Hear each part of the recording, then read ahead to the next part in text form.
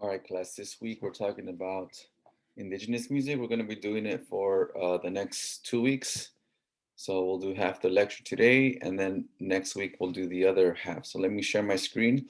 And the screen that I'll be sharing is my notes, which I'm also posting on Canvas. So you'll have access to the notes that I'm posting and that I'm talking about. So right now, so let me share that with you.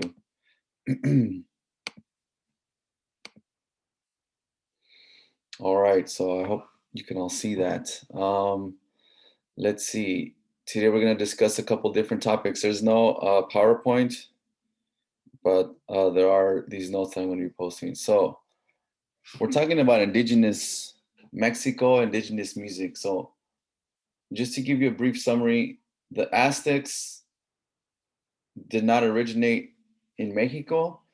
They're from somewhere in the United States. Nobody knows quite for sure exactly where. Some people claim it to be in the northwestern part of the United States, maybe the Four Corner area, if you know where that's at. So the story is that the Aztecs migrated from the United States into Mexico, and the Native Americans, which are now in the United States, actually came from Mexico. There's a lot of different theories of why that happened or how that happened. But the bottom line is, in around 1100, in the year 1100 or so, the Aztecs left somewhere in the US and they were looking for, I guess, their homeland. Their culture believed that they hadn't reached their homeland yet, or they hadn't been living in their homeland yet. So their job was to go and find a homeland. Again, nobody knows why or how, because all of our history was destroyed when the Spaniards came over. So we'll talk about that later. So they leave in around 1100 AD. They migrate for 200 years or so. By the time 1300 hits, so 200 years later, they see a sign which had been given to them, an eagle clutching a serpent on top of a cactus. Wherever the Aztecs were to see that is where they were going to create their empire. And they happened to see that in the lake in what is now known as Mexico City, which is a actual homeland of the Aztecs after they left somewhere in the United States. So they migrated for 200 years and they got there in 1300 or so. 200 years later, the Spaniards arrived. So in 1519, the Spaniards arrived and they had one mission really, and that was to expand Spain, but also to spread Christianity, right? They were Catholic out there, spread Christianity.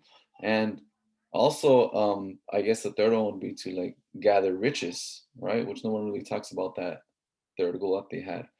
To make a long story short, Spain took over Mexico and it lasted for a couple hundred years. The Aztec Empire was sort of people call it colonized or conquered. And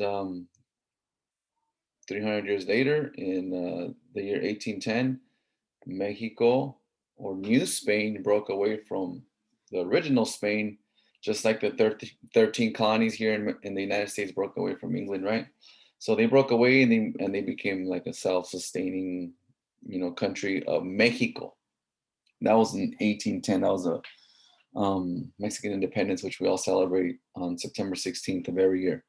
So today we're going to talk about language, and this lecture I usually just sort of like do in my other courses as well because it's really important. But we're going to talk about language and why it's important. So as you see here, we're gonna why is important to learn? Why is it important to learn the language of our Aztec ancestors? And the reason is because if you understand the language, you understand the truth about yourself and the truth about your people, your native Mexicans, if you indeed are from Mexico, even if you are not from Mexico, if you're from somewhere in Latin America, learning the Aztec language will contribute to your knowledge of whatever country you're from. For example, the Aztecs spoke this language called Nahuatl. We'll discuss it today. Nahuatl. Nahuatl. Nahuatl was the most widespread of the languages in Mexico, the indigenous languages, right? So they spoke these indigenous languages before the Spaniards came. Um, So widespread was their language that Guatemala, the capital city, is actually a Nahuatl word, Guatemala, right? So even Central American countries have cities, major cities named after a Nahuatl name, right? So that being said, let's continue. Um, let's learn the truth about Mexico. Many people don't appreciate the languages of indigenous Mexico. Um, there were as many as 150 languages that existed in indigenous Mexico before the Spanish arrived. But most of these languages, or all of these languages, other than the language of Spanish, which was brought over by the Spaniards, are considered to be dialects. Or in Spanish, we call those dialectos. So, in my opinion, that's a total disrespect of the languages being spoken in Mexico. Why is it a disrespect? And I'll give you an example. I am speaking English. You all speak English, and we all speak a certain, way of English, a sort of like Southern Californian way of English. You obviously know that I'm not from England because I don't have that English accent. You know that I'm not from Australia because I don't have that Australian accent. Um, I guess you could call them accents, or sort of another word for that. I guess it's the way you speak English can be sort of like categorized as a dialect. And for example, I speak an Australian dialect of English, right? Like the way I speak shows people that I am from Australia or England or East Los Angeles or Northern California. They have their ways of speaking. Many of you, if you're from Mexico, you know this. You hear somebody talking, oh, they're Chilango, they're from Mexico City. Oh, they're from Sinaloa. Oh, they're from Durango. Or they're from Chihuahua because of the way they say their ch, right? They don't say ch, they say shh, right? Chihuahua, mucho, right? So you can tell those are like little dialects, sort of like accents, similar to accents, right? So what does the word dialect mean? It comes from dialecto, dia as in regional or area, and lect as in lectura or like lengua or speech, right? So you speak based on where you're from, right? People from Northern California say hella.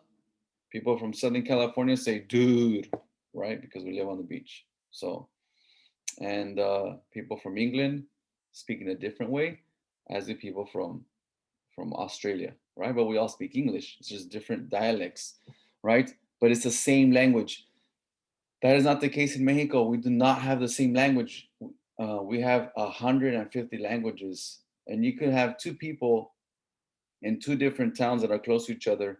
One speaks Nahuatl, and the other one might speak, I don't know, Purepecha, maybe Tenek. I don't know. There's 150 of them. I don't want to name them all. I can't even name not even half of them or a quarter of them. But what I'm saying is, even those languages are very different. For example, just because you speak Spanish doesn't mean you understand Portuguese or vice versa. Maybe you can get a word or two, right? But it doesn't mean you understand it. You can't speak it. Or just because you speak Spanish doesn't mean that you're going to understand Italian. Maybe you can grab a word, or maybe you can understand maybe what they're saying, but you don't really get the full gist of it, right? Because they're totally different languages. Yeah, they might have the same roots. Just because you speak Spanish doesn't mean you're going to understand anything of French. You might pick up a word or two, right? So let's not call these languages dialects, because you're disrespecting the language by calling them dialects. I don't say I speak a dialect of English called Southern California and Ventura County English. I don't say that. I say I speak English, right? So I had a student in my course one time that spoke Zapotec, I think. And the first day of class, she said, "Oh, I speak dialecto." And I said, "What is that? What is dialecto?" "Oh, it's Zapotec." And I said, "Well, then say that. Don't say dialecto, because you don't speak dialecto. How many of you say I speak dialect? You never say that, right? I speak dialect. No, I speak English. I speak French. I speak Spanish. I speak, etc., etc. Right? Those are all languages. Dialect is not a language. It's a way of speaking. So don't say I speak dialect. The fact that we call these languages dialect, that means we're putting them down. But we should not put these languages down. We laugh at people that speak Purepecha. People from Michoacan, some of them are still very indigenous, right? That's why I said a couple minutes ago, conquered Mexico, conquered, colonized Mexico. The Spaniards really didn't colonize, conquer Mexico as much as a lot of people think they did. If they did, then why do all those languages, a lot of them still exist? For example, people from Michoacan, I've met a lot of people here from Michoacan that don't speak Spanish. They speak their native language, which is in some cases it's Purepecha, right? Does that mean like you should look down on that person? No, you should not, right? Do you look down on somebody that speaks French? No. So then why should you look down on somebody that speaks a Native American or Native Mexican language, right? That's not right. That's discrimination. So the fact that people call those languages dialects is a form of discrimination. So next paragraph, therefore dialect is a type of speech, not language, but a speech based on your geographical locations. To call these native languages dialects is to discredit their validity and historical importance. Nahuatl, let's talk about Nahuatl. Why should we study Nahuatl? Nahuatl is very interesting because the word Nahuatl means clear, beautiful, transparent, right? So what does English mean? The language English, what does that word mean? I speak a language from England. What does I speak French mean? I speak a language from France, right? What does I speak, um, I don't know, Portuguese?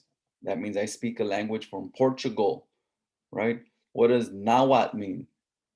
Nahuatl means I speak clearly, I speak beautifully. You see the difference? Just the name of the language in itself is different than most other names of other languages that exist. So there's a lot of language, Nahuatl, that we see in everyday society. You use Nahuatl every day, believe it or not. Some of you know this, some of you don't know this. But most words that end in te, like you see here, like tomate or cacahuate or elote or aguacate, a lot of those words are tecolote. A lot of those words are Nahuatl words, or actually all the ones that I said are Nahuatl words. A lot of words that you hear ending in te, even ones that you hear in English, like chocolate, chocolate, it's spelled the same exact way. That's a Nahuatl word. So in Nahuatl, they didn't say tomate, they didn't say coyote, which is tomato and coyote. They said tomat. The TE is actually a TL. So let's just change the last letter. Instead of tomate, it's tomat. Instead of cacahuate, it's cacahuat. Instead of elote, it's elot. Aguacate, aguacat. They also had LI endings like tamale or moli. You guys, and those are usually like ending in E. So like mole turns into mole. Y'all know what mole is? Mole is sort of like a dish that's found in different parts of Mexico. Depends on how you make it, but it's sometimes it's like meat, like chicken, for example, and you put a sauce over it, right? And that sauce has two things. One, it's sweet because sometimes they use like chocolate or peanut or something like that, right? But at the same time, it's also spicy, right? I don't know for some reasons why Mexicans love like sweet and spicy. Like you drink a Mexican beer, like a michelada, for example, and you put like tomato juice to make it sweet, and then you put a whole bunch of chile in it, and it's spicy. Mexicanos love that, right? Mexicanos love to put salsa on everything. Take for example, I just had some piña yesterday or some fruit, a fruit cocktail, right? You go to Bonds and you buy a fruit cocktail. What do Mexicanos do with that fruit cocktail? They put a whole bunch of chamoy. They put a whole bunch of tamarindo and a whole bunch of chili powder, sweet and spicy. That's just the thing that Mexicanos have, right? Kind of funny actually. So mole is the same exact thing. It's spicy yet sweet, and it's usually like a dark sauce, like because it usually has like some sort of like chocolate or something in it. So that being said, that's what mole is. Mole is a sauce. So what is guacamole? Guacamole is guaca from aguacate, from avocado. Mole means avocado sauce. I don't know if they had guacamole back in those days, but they have mole, which is a sauce, and aguacate, and somebody came up with a bright idea. I'm sure that it existed back then. hey, let's smash up this aguacate and make it a sauce. And what are we going to call that sauce? Well, avocado sauce, guacamole. When you go to Carl's Jr. and you order a burger with aguacate, sorry, avocado with guacamole, because you know they have those guacamole burgers or whatever, with tomato, tomate, you're speaking Nahuatl when you're ordering food at Carl's Jr., right? You're speaking Nahuatl when you order food almost anywhere. Pollo loco. Would you like a tortilla de maíz o de harina? Maíz is an indigenous word. So is harina. So is tortilla, right? Depending on where you're at for Mexico, um, some people are accustomed to harina, like in Zacatecas and most other places in Mexico, um, usually are eating maíz. I love maíz. In fact, this morning I had like a egg for breakfast and a little bit of frijoles from yesterday. I must have had like 9 tortillas. I swear I would probably be in shape if I didn't eat so many tortillas, but I'd lie to myself and I say they're healthy. They are healthy, right? I mean, it's corn. It doesn't get any healthier than that. And if it's not healthy, don't tell me otherwise. Anyway, back to the lecture. A lot of things that we say today existed, made sense, still make sense today, and were spoken 2, 3, 4, 500 years ago, 1,000 years ago in Mexico. Nahuatl is very well and present and living in our everyday society. The word tocayo, for example, one who shares the same name, namesake is what it means. My name is Jorge Andres. So every time I meet an Andres, or my first name is Jorge, every time I meet a Jorge, hey, what's up, Tocayo? ¿Cómo está, Tocayo? How are you, Tocayo? Whether they're young or older, right? And I've heard females say the same thing. ¿Qué hubo, Tocaya? I've heard that too, right? So why is that important? Why is Tocayo important? I'll give you an example. Um, I was one time at a conference in Hawaii, ethnomusicology conference. Went to get a drink the very first night. The bartender comes up to me and serves me my drink. And his name was Andres, said it on his name tag. I was like, gracias, Tocayo. And he looked at me and he looked at his name tag. Andres, oh, sí, yo soy Jorge Andres. And he was older, maybe like in his 60s, 70s. And he was like very astonished that a white dude, güero is what he called me, from the United States, knew the word tocayo because he hadn't heard it in a long time. So then he gave me drinks that whole week for free, right? So why is that important? Because I got free drinks? No, but because he understood that there was importance to the name tocayo. For example, most people are named, actually, back then, you were named, if you were born on December 12th, your name is probably Guadalupe, whether you're male or female. If you're born on whatever something, your probably name is Chabelo or Isabel because you're born on Saint Isabel Day. If you're born on this day, your name is Juan because that's the patron saint day of San Juan. Whatever, right? Maybe you've known that, right? My dad was born, I think, on the day of Saint Bartholomew, so my grandma wanted to name him Bartolome or Bartholomew, right? And he would have named me that. I guess she ended up not liking the name, so she named him Jorge, which was cool. Otherwise, I'd be Professor Bart over here, you know. So, based on the Catholic calendar, on the religious calendar, there's all these dates, and if you're born on a certain day, you usually get named after the whatever whoever was born on that date, right? Same with the Aztec calendar. There's dates, and if you're born on this day, you usually get named after that star or this person or whatever, right? So if you're born on December 1st, and your neighbor is, whether he's older or younger, is also born on December 1st, that means you're almost like cosmic brothers or cosmic sisters or relatives because you're born on the same day. For some reason, the stars are aligned, and both of you came out of the womb on that day and were named the same. So you're almost like related in a way. I used to play in a mariachi, and the director didn't treat everybody that well, but he treated me good because I was his tocayo. Tocayo, véngase a sentar enfrente. Come sit out here. Come sit up here in the front. Tocayo, what do you want? What do you want? You want me to get you something? Tocayo, you want a drink? Tocayo, you want something from the whatever store or whatever?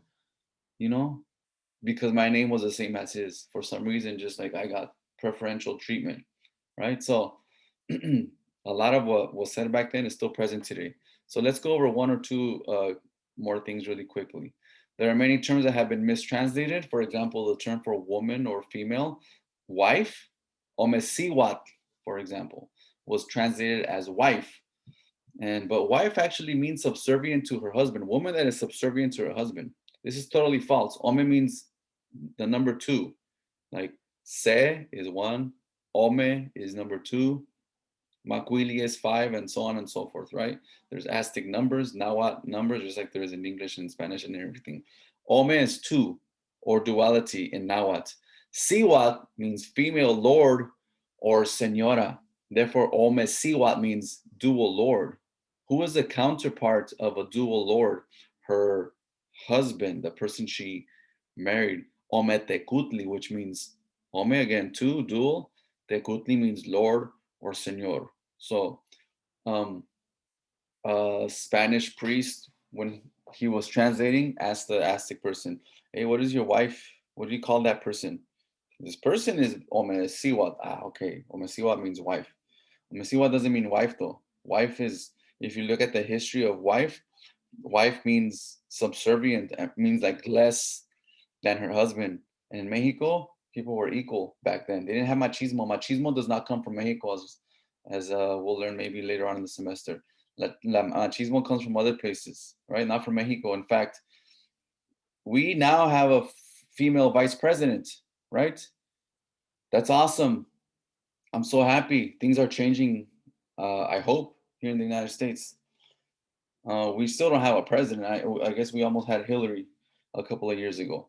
But Mexico had in three, four, five, not three, four, five, 7, 8, 900 years ago, they had female, I don't know what you would call them, heads of state, emperors, queens, I don't know what you call them, right? Female was the leader of the Aztec Empire. How do we know that? We found statues of royalty, in other words, of the head of the Aztec Empire that had breasts. So that tells you that whoever was king, I don't know the female version of king, because queen usually means under the king, so I don't think it's queen. But whoever was the head of the empire had breasts, which means it was a female. They've been having female leaders in Mexico way before we've had them here in the United States. Today we've had our highest ranking female leader as vice president, right?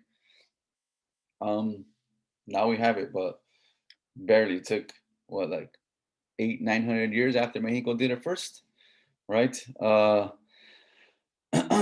People who are given respect in Mexico are married people for some reason. Well, I know the reason, because they're dual, right? If you ever go to a wedding and you go to the mass part, they'll say you two have become one.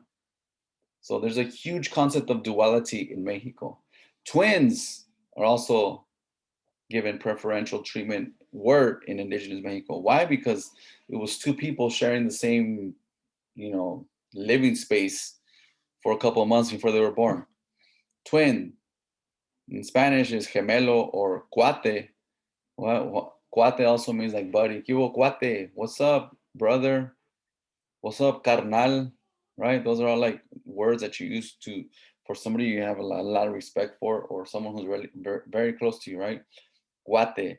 If you do the same te to tl, cuate is a Spanish word, but if it's te, right? So change to tl, coat, coat. You ever heard of coat? Like Quetzalcoatl? Quetzalcoatl, we'll get to that in a second. Bisexuality, or people who have like dual spirits. In other words, a man, for example, me, I'm not bisexual. I am heterosexual. Like I like the opposite sex, right? So, but in Mexico, many, many years ago, people who were bisexual were actually put on pedestals, just like twins, just like married people, because they didn't have blinders on. Like, I mean, we have blinders on. I'm not saying this is a good thing or a bad thing. I'm just letting you know how we are today. Most of us, or some of us in this classroom, like only men and they have to look like this. Or we like women and they have to look like this, right? But people who were dual spirited, like those blinders come off. You guys know what blinders are, right? Like what horses wear so that they don't get distracted when they're walking down the street, right? They wear blinders right here. So they're not looking around and they don't get spooked by something that comes on the side of them like a car. So we're like wearing blinders. Those people don't have blinders. They look around and they see everything, right? Horses that wear blinders, it's because they get spooked easy. I had a horse, never had blinders on. I take him down the road and car would pass by, vroom, and he'd like turn around. You shoot a gun and he'd turn around. You'd rope a bull. He's cool with all of it, right? So um, we don't need blind. He didn't need blinders because he was like an all-knowing horse. Those two dual-spirited people in Mexico back then, like they have the ability because I guess you have two spirits in them to be with a man and maybe also with a woman. They're not blinded, but like I can only be with a man and has to be this color skin and this tall and whatever. Or I can only be with a woman, she has to be this color and that color and this weight and this height and this color hair and whatever. Nah. Right. So those people were put on pedestals. It's funny how like there's all these like sexual, bisexual, homosexual discrimination in Mexico, but hundreds of years ago, like we put them up on pedestals. So let's see. I'll let you read all of this on your own. Let's see. Well, the last thing I'll say, because I don't want to make these lectures too long. Quetzalcoatl, what does it mean? If you look it up on Google, on Wikipedia, Google, whatever, I'd like you to do that. You'll see a picture of Quetzalcoatl and it'll say feathered serpent. That's not what Quetzalcoatl means. Quetzal does not mean feathered. My uncle named his daughter when she was born Quetzali. What do you what do you think when your daughter is born and you hold her for the first time? Oh man, she's what? Feathered? No, probably beautiful, right? She's gorgeous. So feathered does not mean sorry, quetzal does not mean feathered. My uncle thought his daughter was beautiful when she was born, so he named her Quetzali, which means like beautiful, right? There's a very beautiful bird called the quetzal totot. Totot means bird. Quetzal means what? Doesn't mean feathered. Why would you not call a bird a feathered bird? Because that's redundant. All birds have feathers. That's like saying, hey, you with the skin. Everybody has skin, right? Hey, you person. Like everybody's a person, right? So that doesn't make any sense. It's redundant. So it would be redundant to call a bird a feathered bird because they all have feathers. This bird was considered to be one of the most beautiful birds of all time. Beautiful bird. Beautiful bird. So quetzal means beautiful. You remember what coat means? If we scroll back up, coate means two, dual. Coat does not mean serpent. It means something else that comes together. Duality. So Quetzalcoatl, which is one of the most revered gods in Mexican um, culture, indigenous Mexican culture, is called beautiful duality because we have this like duality that's a huge part of indigenous culture in Mexico. Um, for example, actually, I'm not going to go into this example. We'll go into it later.